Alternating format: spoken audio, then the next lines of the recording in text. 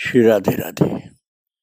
भक्तों, वो बहुत भाग्यशाली होता है राजा जिसके राज्य में महान महान संत लोग भजन करते हो,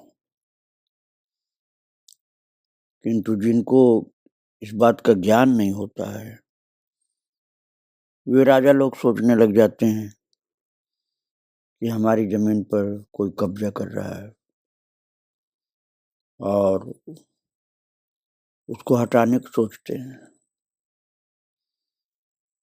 फिर वो अपने पुण्य खोने लग जाता है।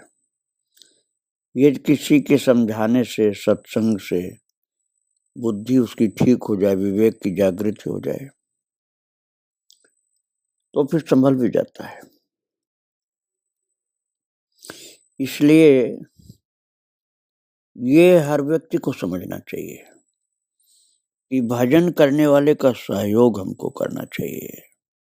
जितना हम कर सकते हैं, जितनी क्षमता हमारे अंदर प्रभु ने दी है, भजन करने वाले का सहयोग करो। आप भी भजन करो, नहीं कर सकते हो तो जो कर रहे हैं उनका सहयोग जरूर करो। आप जो कुछ उनकी सेवा कर सकते हैं, सहयोग कर सकते हैं, आपके ही कल्याण का कारण बनेगा वो।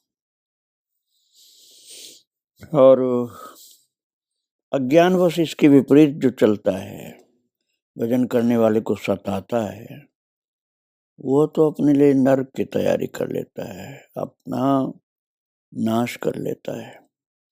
इसलिए ऐसे अधर्म से, कुकर्म से, अपराध से, पाप से बचना चाहिए। कल आप श्रवण कर रहे थे भक्तों, रघुनाथ दास बाबा अयोध्या जी में वासुदेव घाट पर आकर के भजन में लग गए और फिर उसके बाद प्रमुदित मन हो वासुदेव घाट से सरयू तट पर आए और सुंदर छावनी की रचना करा के संतों के साथ वहां भजन में लग गए। राम राम की रटन मच गई, सीताराम ध्वनि होने लगी और भक्ति भक्त भगवंत का प्रेम उमड़ चला। निज निज रुचि के अनुसार आनंद प्राप्त कर रहे थे लोग। और एक महान संत मोटे जगन्नाथ दास जी ने स्वर्ण खनि तीर्थ पर छावनी डालकर भजन करना आरंभ कर दिया। इस प्रकार ये बड़ी छावनी जो एक महान आश्रम है, बहुत विशाल, अयोध्या जी में, उसकी रचना प्रारंभ हो गई। किंतु जो जगह थी, अर्थात स्थान जो था जहां पर यह सब हो रहा था, वो जमीन राजा मान सिंह की मानी जाती थी। भक्तों, सदुपयोग जो किया जाए उसी वस्तु का लाभ मिलता है। यदि आप वस्तु का सदुपयोग नहीं करो तो निरर्थक है, और दुरुपयोग करो तो हानिकारी है, परलोक बिगाड़ने वाली है। राजा लोग जमीन के लिए लड़ लड़ के मरते रहते थे। समझदार राजा लोग अपने प्राप्त धरती के द्वारा परोपकार का कार्य करते थे, सेवा का कार्य करते थे। तो राजा मान सिंह की वो धरती मानी जाती थी, वो जमीन मानी जाती थी जहाँ ये सब चल रहा था, महाराज जी के भजन का कार्यक्रम। तो कुछ लोगों को महाराज यही कार्य होता है कि दूसरे की कमी निकालना, अर्थात दोष दर्शन करना, निंदा करना, चुगली करना, परेशान करना। ऐसे लोग हर जगह मिल जाते हैं जो जेब नुकाज दाहिने बाएं होते हैं, बिना जरूरत के ही सबको परेशान करते रहते हैं, जिनको चुगलखोर भी कहा जाता है। ऐसे चुगलखोर लोग महाराज राजा मान सिंह के पास पहुंच गए और उन्होंने बताया, अर्थात चुगली किया, कि बाबा रघुनाथ दास जी आपकी बहुत सारी जमीन घेरते जा रहे हैं और ये सुनकर के राजा साहब ने संदेश भेजा कि महाराज रघुनाथ दास जी से कहिए कि भजन करने के लिए जितनी जगह चाहिए उतनी ले लें, बहुत घेर कर क्या करेंगे। राजा नास्तिक नहीं था। यदि नास्तिक होता तब तो कह देता कि नहीं, उनको वो जगह नहीं मिलेगी। लेकिन बहुत उदार भी नहीं था, नास्तिक तो नहीं था, किंतु ये उसको ज्ञान नहीं था कि रघुनाथ दास बाबा के इस संतों के भजन के कार्यक्रम से उसका भी उद्धार होगा। इसलिए उसने कहा दिया जितनी जगह भजन करने के लिए चाहिए उतनी ले लें, बहुत घेर के क्या करेंगे। और ये संदेश महाराज जी के पास पहुंच गया, रघुनाथ दास बाबा के पास। राजा मान सिंह का संदेश जब मिला तो उसको सुन करके महाराज जी ने उत्तर दिया कि मुझे तो केवल एक पर्णकुटी तृणशाला से ही काम है। अन्य भूमि पर प्रभु के भक्तजन रहकर भजन करते हैं। मैं तो अपनी एक छोटी सी कुटिया से मतलब रखता हूँ, लेकिन जो और साधु हैं वह सब अगल बगल की दूर तक की जमीन पर अपने अपने जगह अर्थात आसन रख करके कुटिया बना करके भजन कर रहे हैं। यदि आपकी इच्छा नहीं है, महाराज रघुनाथ दास जी ने राजा के पास संदेश भेजा, यदि आपकी इच्छा नहीं है कि यहाँ संत लोग भजन करें तो हम लोग इसे भी छोड़कर चले जाएंगे, सानंद अपनी भूमि लीजिए। और ऐसा कह करके हाथ में सुमिरनी अर्थात छोटी सी माला जो 27 मनके की होती है उसको ले करके महाराज जी चले। और संपूर्ण साधु संत समाज भी तैयार हो गया कि जहां हमारे महाराज रघुनाथ दास जी जाएंगे वहीं हम जाएंगे। और अयोध्या त्याग करके मड़ना ग्राम जा पहुंचे। उनके समीप जगह देख करके ठहर गए और भजन करने लगे। महाराज के अयोध्या छोड़कर चले जाने से श्रीमान राजा मान सिंह को बड़ा धक्का लगा, क्योंकि राजा नास्तिक तो था ही नहीं, आस्तिक था। अंदर साधुओं के लिए श्रद्धा भी थी, समझने में भूल हो गई थी। तो जब महाराज जी रघुनाथ दास जी चले गए संतों के साथ, तब उसको बड़ा धक्का लगा कि हमारी कीर्ति नष्ट हो जाएगी, पाप भी लगेगा और दंड का अधिकारी बन जाऊंगा। इसलिए वो विचार में पड़ गया कि अब क्या करें। तो एक पहुंचे हुए संत हमारी भूमि से दूसरे की भूमि में चले गए भजन करने, ये सोच करके दुखी होने लगा। महाराज साहब ने मड़ना ग्राम में श्री चरणों के समीप बुला लेने के लिए कई बार आदमी भेजे।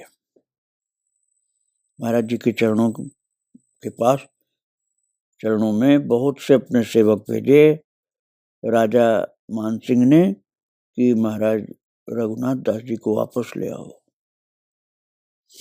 और जब रघुनाथ दास जी महाराज वापस नहीं आए तब राजा मानसिंह स्वयं ही चला और महाराज जी के चरणों में आया। राजा ने समझ लिया कि उससे गलती हुई है। इतने बड़े बड़े महान महान भगवत भक्त संत लोग भजन कर रहे थे उसकी जमीन में, उसके भाग्य थे, और सब संत चले गए नाराज होकर। ये दोष हुआ, पाप हुआ उसके जीवन में। इसी पाप के दोष के मार्जन के लिए हजारों रुपए चांदी के ले आया और महाराज जी के चरणों में चढ़ा करके सिर झुका के हाथ जोड़ करके खड़ा हो गया, दंडोत किया, विनय करके प्रभु को प्रसन्न किया महाराज जी को, और अपने संग लेकर के महाराजा साहब श्री अयोध्या जी को वापस आ गए। महाराज जी को साथ में ले आए, संत लोग भी साथ में आए।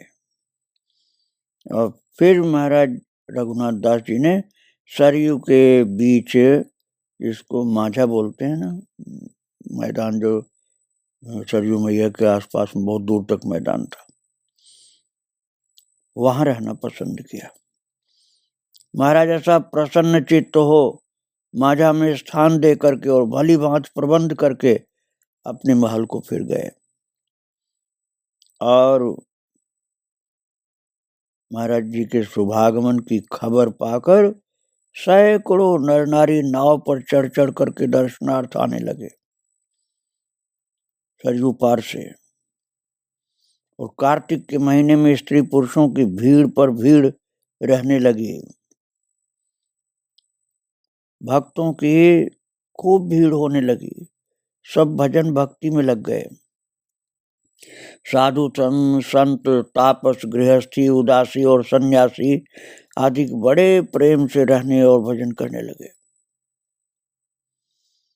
और भजन पूजन और पाठ आदि में खूब समय लोगों का व्यतीत होता था, आनंद से भरे रहते थे।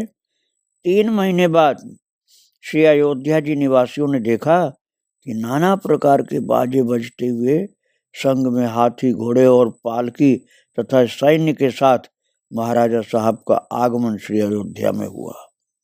राजा मान सिंह के आने के बाद और राजाओं को समाचार मिल गया, वो लोग भी आने लगे और रीवा नरेश का आगमन हुआ। महाराजा साहब बहादुर बघेल शिरोमणि रीवा नृपत ने अपने दूत से एक संदेश दे करके श्री चरणों के समीप प्रार्थना करने के लिए भेजा कि 1000 सैन्य और 1000 सेवादिकों के साथ, सेवक लोगों के साथ दर्शन करने आए हैं महाराज। और सरयू जी के किनारे एक जगह, वही माझा जिसको बोलते थे, ऐसी जगह टिके हुए। और दूतों के बताए गए के अनुसार जो उन्होंने प्रार्थना करके महाराज की बात बताई थी रीवा नरेश की, तो महाराज जी ने आज्ञा दिया कि कल प्रातः समय आकर के दर्शन करें। और दूत मुदित मन से महाराजा साहब के पास गए और आज्ञा कर सुनाई। और नृपत गदगद हो गए और अपने को कृतार्थ समझा कि मुझे महाराज जी ने बुलाया है और दर्शन देने के लिए कहा है। दूसरे दिन बड़े सवेरे से ही दर्शन की उत्सुकता के कारण बड़ी चहल पहल मच गई। प्रत्येक मनुष्य के हृदय में दर्श की लालसा के उछाल उठने लग गए। शीघ्रता मचा दी लोगों ने कि दर्शन महाराज जी का मिलना चाहिए। महाराज साहब भी तैयार हो गए। उन्होंने अपने 4 चतुर पुरुषों को श्री रघुनाथ दास जी की सेवा में भेजा, जिससे उनको पता चल जाए कि राजा साहब आ रहे हैं, उनके साथ सब लोग आ रहे हैं। और आज्ञा हुई कि नृपति दर्श को आवे। आज्ञा पाकर के महाराज साहब नाव पर बैठकर सरयू की छोटी धारा पार करके किनारे पर उतरे। फिर क्रमशः अन्य लोग भी उतरे, प्रभु दर्शन देने चले। देखते ही नृपति ने साष्टांग दंडवत की। प्रभु ने उन्हें बड़ी प्रीति से उठाया और अपने पास आसन पर बैठा रघुनाथ दास जी महाराज ने। महाराजा ने प्रभुपद पंकज की धूल उठाकर अपने नयनों और मस्तक में लगाई। हाथ जोड़कर प्रार्थना करना आरंभ किया कि प्रभु प्रसन्न वदन हो गए। आशीर्वाद दिया, राज्य देश पुत्र व परिवार का समाचार पूछा। महाराज ने प्रेम पूर्वक सब हाल सुनाया और विनय पूर्वक कहा कि हे नाथ, आपका सुंदर नाम लेने से ही मेरा परमानंद होता आया है, अतएव प्रभु दर्शन की अभिलाषा उत्पन्न हुई। इन नयनों से यहाँ आकर के दर्शन का लाभ भी प्राप्त किया। संपूर्ण आशाएं सफल हो गई। महाराजा रीवा नरेश ने कहा कि कृपा करके अब ये बताइए कि किस आचरण से मनुष्य के जी की जरन का नाश होता है और भगवान श्री रामचंद्र जी का दर्शन किस भांति जीव पा सकता है। इस प्रश्न को सुन करके महाराज श्री बहुत प्रसन्न हुए और बोले, पृथ्वीपति सुनो, मैं तुम्हें ज्ञान का गूढ़ रहस्य सुनाता हूँ। मनुष्य के तन रूपी रथ में रथी आत्मा इंद्रिय रूपी चपल घोड़ों की लगाम बुद्धि रूपी सारथी के हाथ में। मन परिग्रह भाग्य और उद्योग रूपी चाहिए। सत रज और तम की आसन प्रवृत्ति और निवृत्ति रूपी मार्ग है। सत उत्तम, रज मध्यम और तम अधम है। प्रवृत्ति प्रेरणा करने वाले अधिक, निवृत्ति के बिरले ही पाए जाते हैं। बुद्धि के साहस द्वारा निवृत्ति पथ पर अग्रसर हो तो शीघ्र मुक्ति नगर में प्रवेश कर पाता है।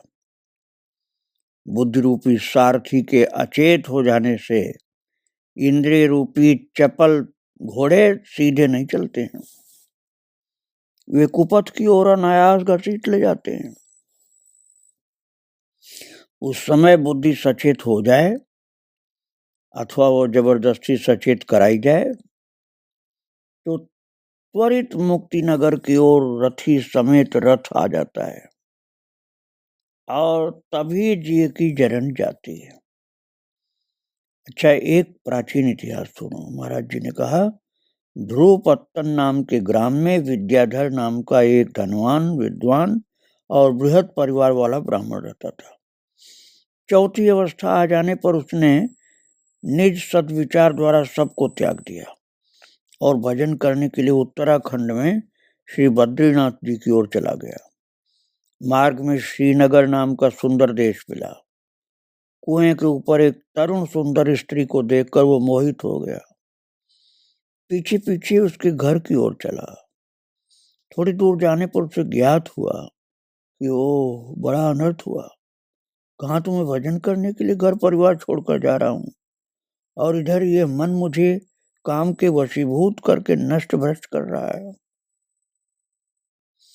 मन का अपराध इन आंखों द्वारा हुआ, अतः उन्हें दंड देना चाहिए। उसने अपनी दोनों आंखें फोड़ ली। बड़ा कष्ट होने लगा। उसी जगह सिर पर हाथ धर करके बैठ गया और कुछ समय के बाद एक पथिक ब्राह्मण वहां आए और उसकी आंखों से खून निकलता हुआ देखकर पूछा कि तुम्हारा नाम क्या है, कहाँ के रहने वाले, कौन जाति के हो, तुम्हारी आंखों को किसने फोड़ा, कौन ऐसा अपराध किया जिससे तुम्हारी ऐसी दशा हुई। इन प्रश्नों को सुन करके उस अंध विद्याधर ने आज से अंत तक सब अपना वृत्तांत का सुनाया। इसके बाद उसने पूछा कि भाई तुम्हारा क्या नाम है, कहाँ ग्राम और कौन वंश के हो, मुझे बताओ।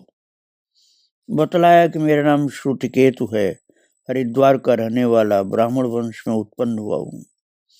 ये सुन करके विद्याधर मन ही मन इसलिए खुश हुआ, ये मेरी अवश्य ही कुछ न कुछ सहायता करेगा।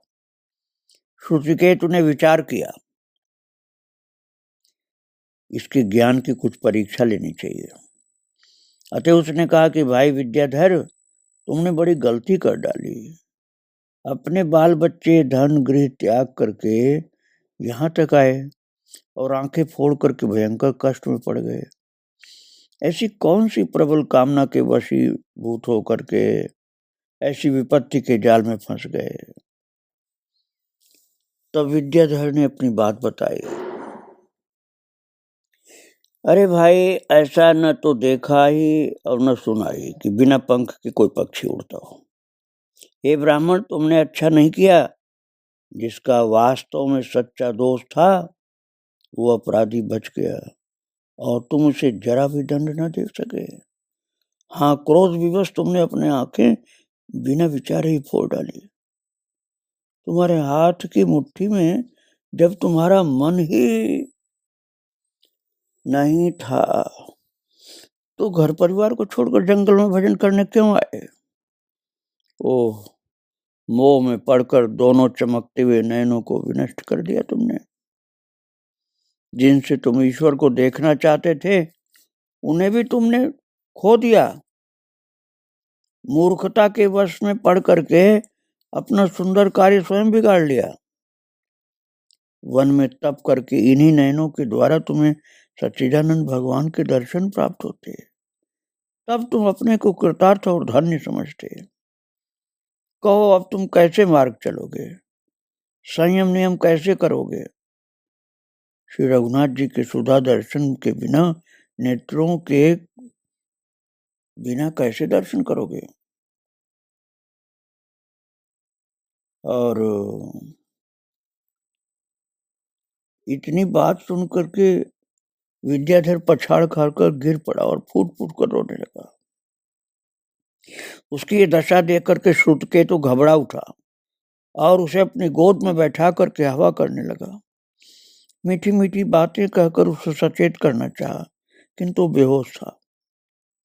श्रुतिकेतु सोचने लगा, मैंने व्यर्थ ही इसे दुख दिया, क्यों दुखी किया मैंने इसको। ये तो परम यति विज्ञानी और कट्टर राम भक्त है। इसने अपनी स्त्री, अपना प्यारा पुत्र, धन और गृह को त्याग कर प्रभु लालसा में चला है। यहाँ कामदेव ने छल करके इसे बिगाड़ना चाहा। उस पर विजय तो पाई, किंतु अपने क्रोध को बढ़ाकर आंख नष्ट कर डाला। अरे मुझे धिक्कार है कि मैंने इसके ज्ञान की परीक्षा ली। कहीं ये मोहवश शरीर छोड़ देगा तो मुझे बड़ा भारी पातक लगेगा। ये विचार करके श्रुतकेतु करुणा निधान भगवान राम के चरण शरण में मन ही मन गया और प्रभु से प्रार्थना करने लगा। और विद्याधर को होश आया। महाराज श्री रघुनाथ दास जी सुना रहे हैं राजा को। विद्याधर को होश आया और उसने एक गंभीर सांस ली और विकल हो रोने लगा। हाय, बिना राम दरस के ही मैंने अपने सुंदर नेत्रों को फोड़ डाला। ये भैया श्रुतकेतु, अब मैं बिना नयनों के अपने प्राण प्यारे रघुवर के कैसे दर्शन कर सकूंगा। मुझे अब इसका ज्ञान प्राप्त हुआ कि नयन तोड़ना गलत किया मैंने। श्रुतकेतु ने कहा, तुम धैर्य रखो, तुम अपनी परीक्षा में पास हो। विद्याधर सुनो, शरीर की 10 इंद्रियां केवल अपना अपना ही काम करती हैं, दूसरे का नहीं। कान केवल सुनता ही है, देखता नहीं है। आंख केवल देखती है, सुनती नहीं है। नासिका सूंघना ही जानती, उसे देखने सुनने और स्वाद आदि का कोई ज्ञान नहीं। रसना को रसों का ज्ञान रहता है, त्वचा को स्पर्श का, मुख को वाणी का ज्ञान समझिए। पैर केवल चलते ही हाथों से चला नहीं जाता है, वो अपना ही काम करता है। इसी भांति प्रत्येक इंद्रियां अपने ही कार्य करती हैं, दूसरे का नहीं। इन 10 इंद्रियों के ऊपर यदि कोई अधिकारी न होता तो मनमाने सब काम कर लेती, किंतु ऐसा नहीं। सूर्य और चंद्रमा भी समयानुसार अपना अपना काम करते हैं। एक लंबे समय तक भी यही कार्य उनको करना होता है। किसी प्रकार की कोई गलती नहीं इसमें। ये सब केवल राम की आज्ञा के भय का खेल है। उस परमात्मा ने जो अनेकों ब्रह्मांड के स्वामी हैं, आकाश पाताल और मृत्युलोक की रचना की है, उन्होंने चर्म चक्षु के अतिरिक्त ज्ञान चक्षु को भी रचा है। तुमने हे विद्याधर जो कुछ भी किया सो तो हो चुका। अब विवेक को अपने चित्त में स्थान दो। ज्ञान की आंखों से तुमको रामचंद्र के दर्शन शीघ्र होंगे। चर्म चक्षुओं का सोच छोड़ दो, उनके बिना तुम्हारे असली उद्देश्य में कोई नुकसान नहीं होगा। विद्याधर मन लगा करके सब बातें सुन रहा था। वो बोल उठा, श्रुतकेतु तुम धन्य हो, बुद्धि तुम्हारी परम पवित्र है। तुम समर्थ, शीलवान और बुद्धिमान हो। तुमने जो मुझे ज्ञानोपदेश दिया उसे मैं भली भांति समझ गया। प्रभु कृपा से मेरा सब दुख दूर हो गया। अच्छा भाई, तुम मेरी एक सहायता करो कि मुझे एक अच्छी जगह पर, उत्तम तीर्थ में, जहां पर मैं रह करके भगवान का भजन कर सकूं, पहुंचा दो। बस मैं इतना ही चाहता हूं। श्रुतकेतु सुन करके प्रसन्न हो गया और बोला, भाई मैं तीर्थाटन के लिए अपने घर से चला हूँ, तुम हमारे साथ साथ चलो। जिस किसी तीर्थ में अच्छी जगह रहने के लिए देखूंगा, वहां तुमको टिका दूंगा। ये सुनकर विद्याधर खुश हो गया और उठ खड़ा हुआ। धर्मशील से श्रुतिकेतु ने उसका हाथ पकड़ लिया और चलने लगा। और हरिद्वार में आकर के वे लोग कुछ दिन रहे। वहां से चल करके गोकर्ण में आए, गोकर्ण से नैमिषारण्य, नैमिषारण्य से प्रयाग को चले। रास्ते में श्रृंगवेरपुर मिला तो श्रुतिकेतु ने प्रसन्न वदन विद्याधर से कहा कि ये श्रृंगवेरपुर नाम का ग्राम है, यहाँ पर इस सुंदर स्थल में तुम रहो और मन लगाकर भगवान का भजन करो। श्री रामचंद्र जी तुमको दर्शन देंगे और तुम उनको प्रिय लगते हो, इसलिए कृपा करेंगे। भक्तों, ये भी कहा कि मैं यहाँ से दंडकारण्य जा रहा हूँ, वहां जाकर तप करूंगा। विद्याधर ने हाथ जोड़कर कहा कि मुझे फिर आप आकर किसी समय दर्शन देकर कृतार्थ कीजिएगा। श्रुतिकेतु ने विद्याधर को गले से लगाया और आशीर्वाद दिया कि तप ज्ञान नेत्र से प्रभु के दर्शन पाओगे। महाराज जी ने कहा, हे निपुर, विद्याधर वहां रह करके भजन करने लगा। श्री गंगा जी का पावन नीर, पानी और फल फूल जो कुछ मिल जाए खा करके रहता। कभी कभी वृक्षों की पत्ती और गंगा की मिट्टी खा करके रह जाता और भगवान श्री राम के नाम का सुमिरन किया करता था। भक्तों, महाराज जी जो सुना रहे हैं कि विद्याधर जाकर के श्रृंगवेरपुर में भजन करने लगे हैं, इसके आगे का चरित्र मैं आपको फिर सुनाऊंगा। आज महाराज जी को प्रणाम करके ही विराम दे रहा हूँ। श्री राधे राधे, जय श्री राधे राधे।